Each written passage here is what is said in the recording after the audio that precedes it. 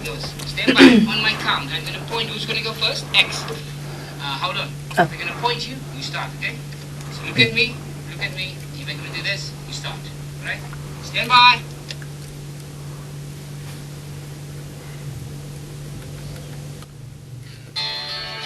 Crap. Why not answer him?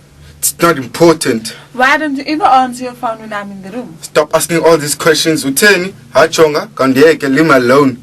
Don't yell at me. If you're cheating, tell me. If I was going to cheat on you, I would rather leave you now. Go to hell, man. Hey, X. Hey, Kim. Tracy, what's wrong? I think X is cheating on me. He doesn't treat me right with respect. Nothing just doesn't seem right. So what if he's cheating on you? Be happy that he's with you. He could be with any girl he wanted.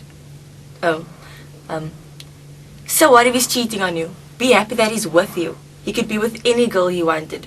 Don't be stupid. Just stay with him. Okay. I hope you're right. Do not let peer pressure overpower you. Happiness depends on you.